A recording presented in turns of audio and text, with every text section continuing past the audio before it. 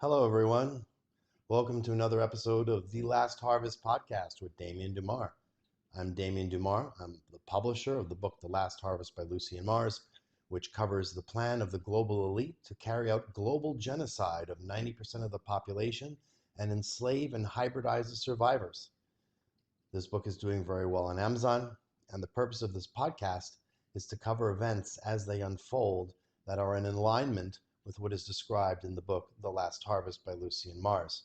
A very important year is the year 2025, and throughout the book The Last Harvest are quotes from world leaders showing that 2025 is the year in which their plans to commit global genocide will begin to unfold. Let me be clear about this. I'm not saying the world will end in 2025, but in 2025, you will start to see events unfold which will ultimately lead to global genocide. So when we look at items in the news here, we can see many things occurring, such as the impending World War III that's on the horizon, which would be, in fact, a big vector of depopulation.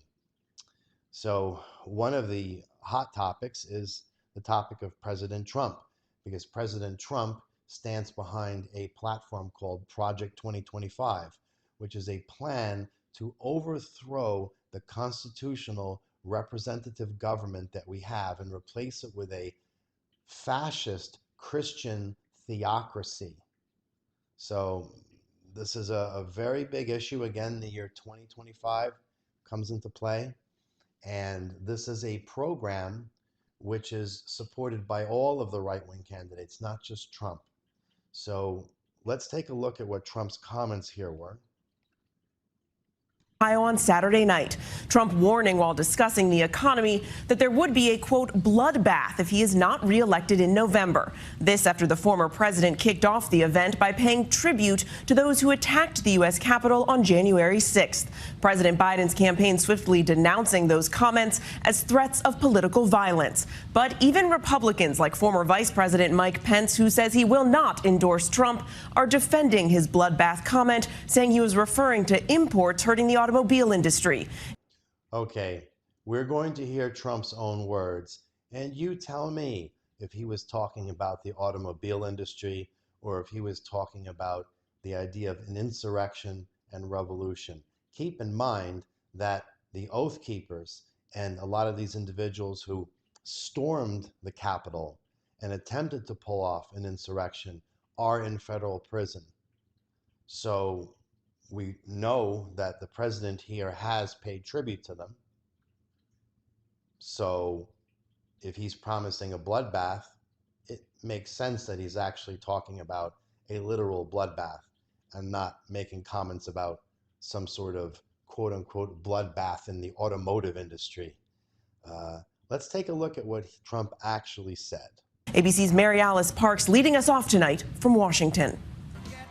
Tonight, Republicans forced to defend former President Donald Trump's controversial comment while discussing economic tariffs that there would be a bloodbath if he lost the 2024 election. We're going to put a 100% tariff on every single car that comes across the line, and you're not going to be able to sell those cars if I get elected. Now, if I don't get elected, it's going to be a bloodbath for the whole. That's going to be the least of it. Trump's campaign. See, he said, if I don't get elected, it's going to be a bloodbath. That will be the least of it, meaning the issues with the automotive industry's trouble financially. That will be the least of the issues, because the big issue will be the bloodbath that arises from him not being elected. This is very clear. If you understand English, you understand what Trump is saying.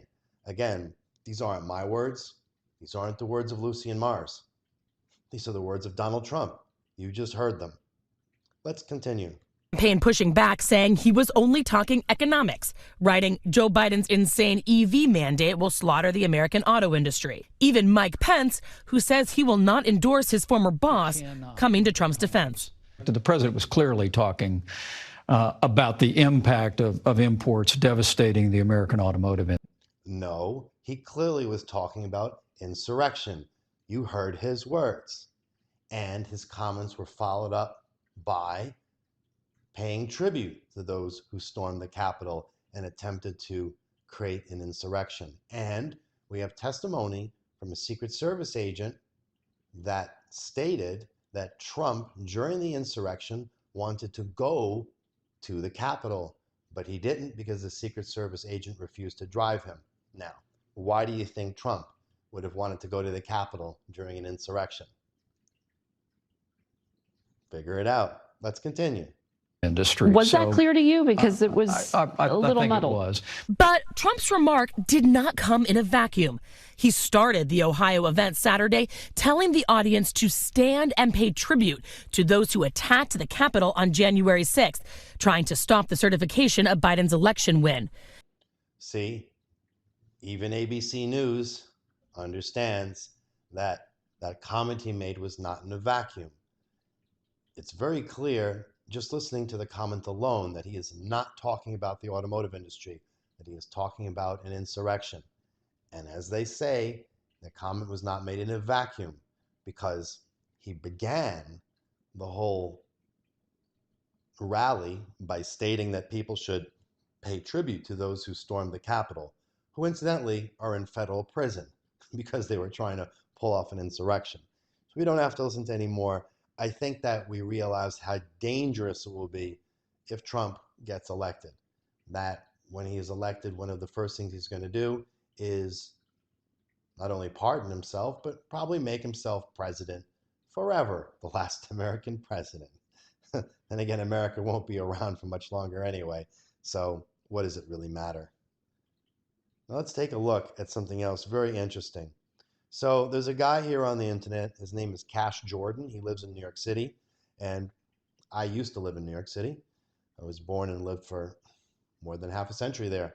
So occasionally I watch his YouTube channel because he talks a lot about the issues that are going on in New York. So I sort of can keep up on what's going on there, stay abreast of various issues. And it's an interesting channel. So he talks here about Army troops taking over New York City. This is going to be a very interesting commentary I have. So let's pay close attention to this.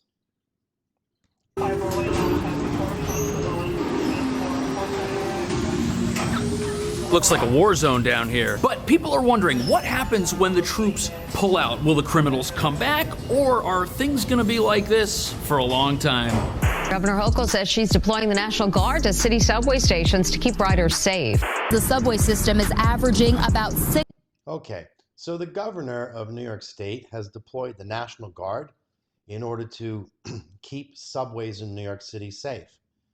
Well, the question is, why are subways in New York City so unsafe?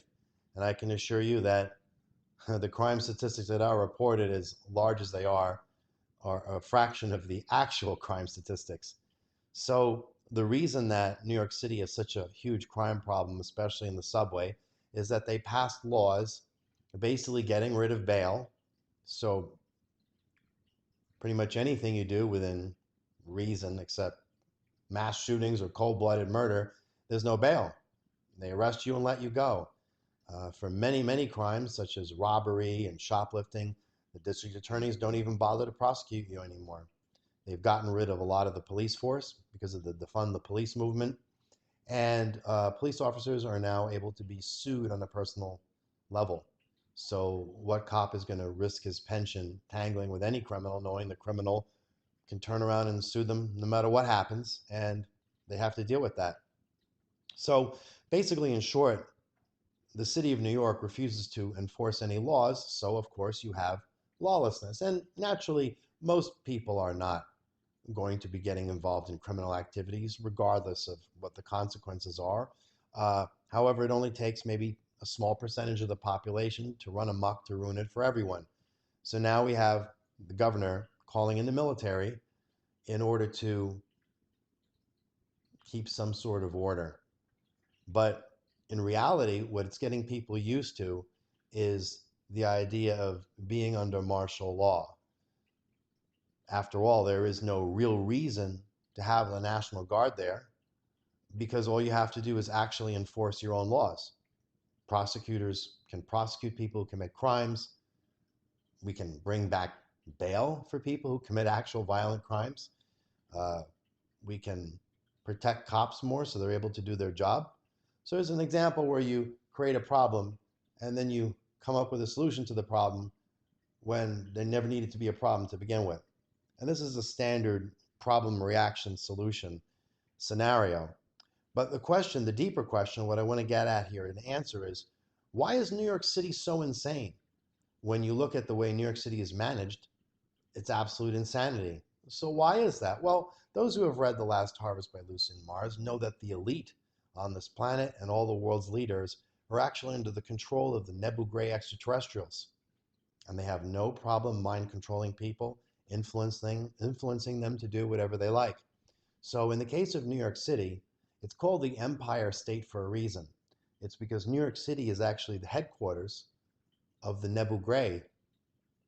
And underneath New York City are all kinds of structures and entranceways into the subterranean networks, underground bases, inside the hollow earth.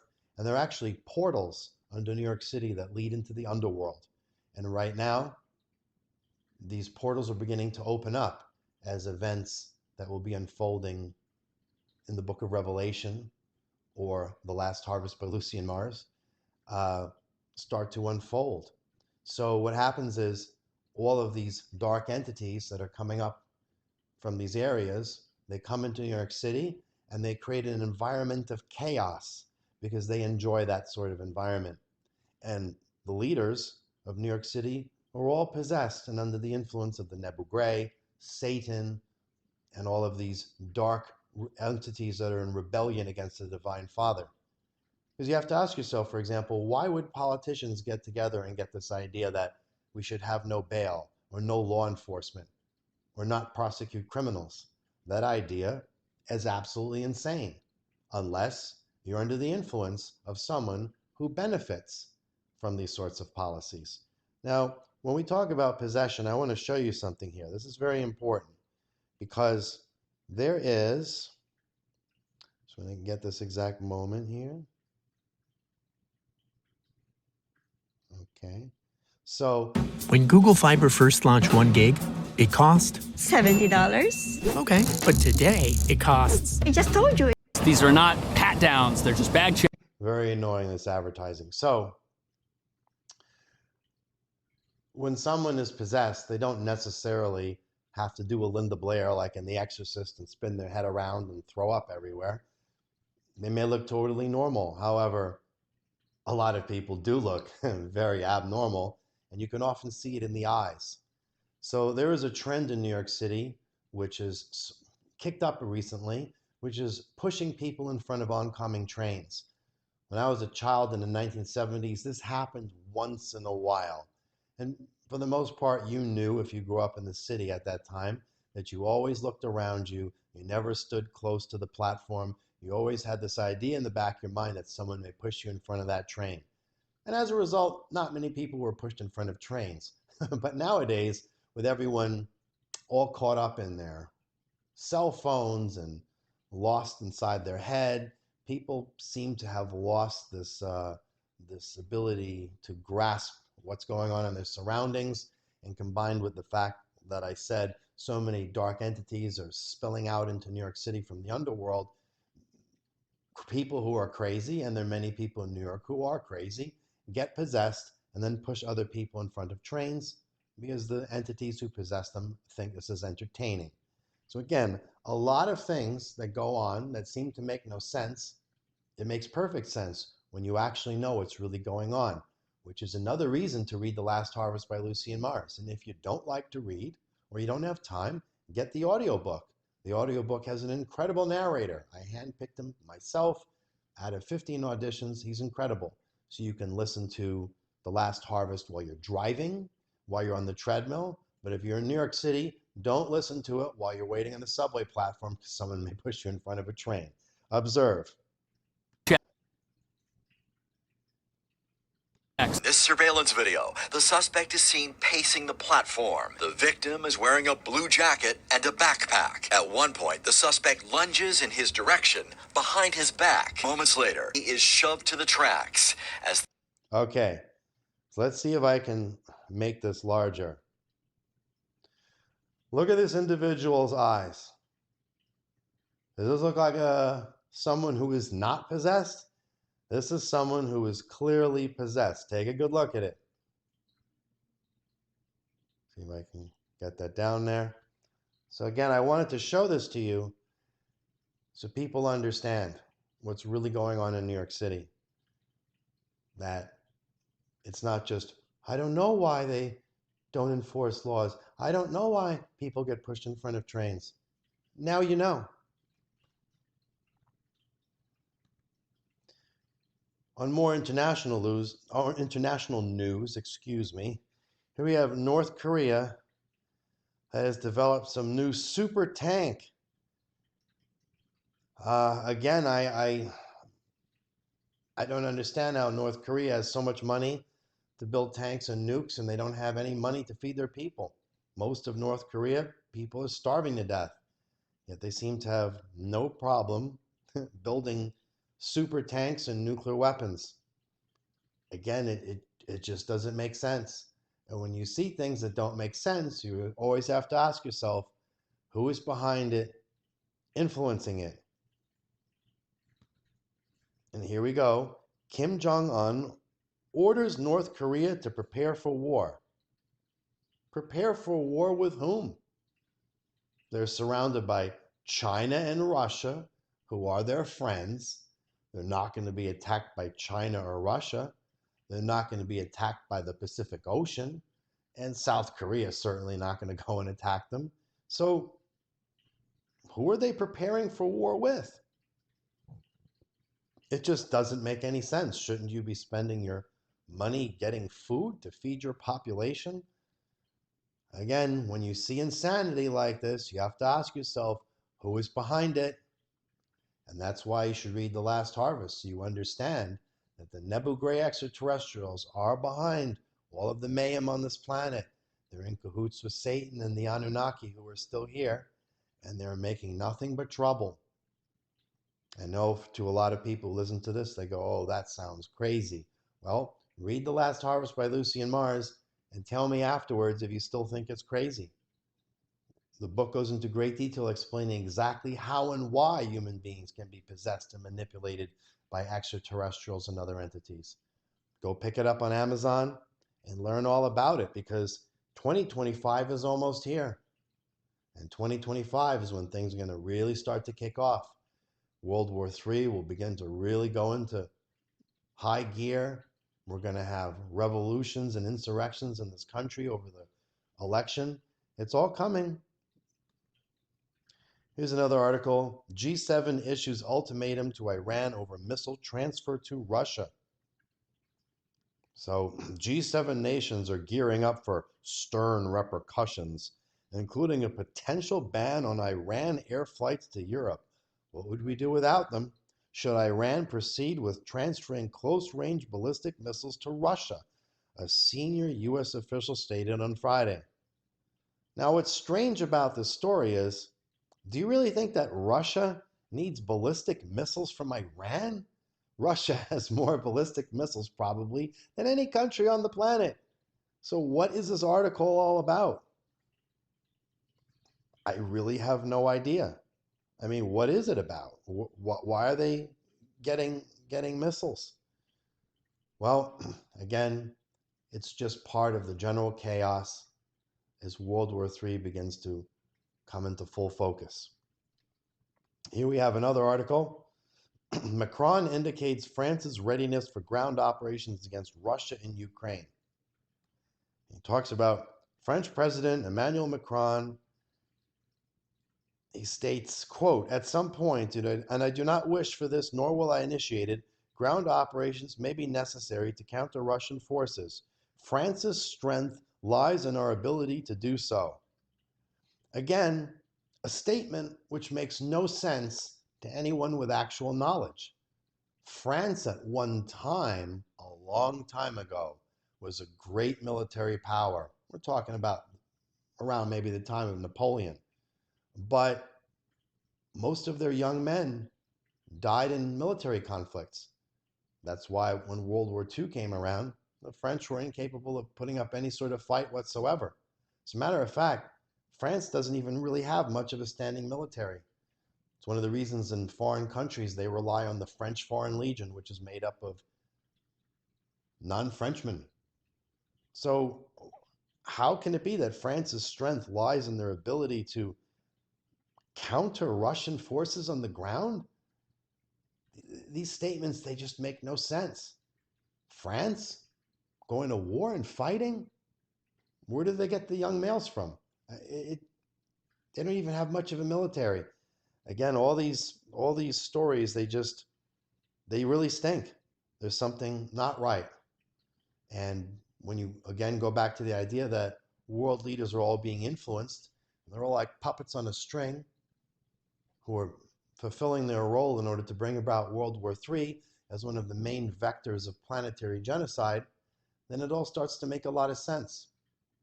So again, I suggest that you get The Last Harvest by Lucien Mars, get it on Amazon, get the physical book, get the ebook. It's more inexpensive if you don't want to spend full price for the physical book, or get the audio book if you like to listen to books instead of read them. But it really behooves you to get this information now so you understand what's going on. The Last Harvest by Lucien Mars covers everything in the elite's own words. Again, it's not the words of Lucien Mars in the book. It's the words of your elite talking in great detail how they plan to kill you in great detail. The book also covers the extraterrestrial history of this planet, what alien groups engineered human beings, and how and why human beings are so easily influenced. Because when someone hears that the elite plan to commit global genocide and decrease the population by 90%, the question is why? Well, why is because the Nebu Gray want that. And why do they want that? Because they want to take this planet for themselves.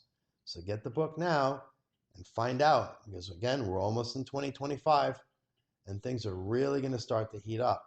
And one thing that will help you is to understand what's going on, to look at everything that occurs from this point forward through the lens of the information that's in The Last Harvest. If you want to know more information, you can look on this YouTube channel. There's a lecture of me speaking in Las Vegas for over an hour, where I go into great details with flow charts about what's going on. So if you have hesitation about buying the book or buying the audiobook, listen to my presentation first and ask yourself, does this all make sense, what I'm saying in the presentation? Is this intriguing to me? I assure you it will be intriguing to you, and I assure you that as fantastical as a lot of it sounds, it will all make perfect sense. As a matter of fact, it'll make more sense than anything you've ever heard before, probably. Because all the information that's in that book is brand new, information you haven't heard anywhere else. People know deep inside, they have this feeling, this instinct that something is very wrong, but they don't know what it is. So they either flounder around in the world of conspiracies instead of diving into the world of facts, and they tend to just distract themselves with TikTok and entertainment, all of which is not in your best interest. What's in your best interest is to follow that feeling, that intuition that something is wrong, and learn exactly what is wrong, because then you start to have more options in terms of what you can do in response to the situation you find yourself in. On that note, we'll see you next week for another podcast. Thanks for listening.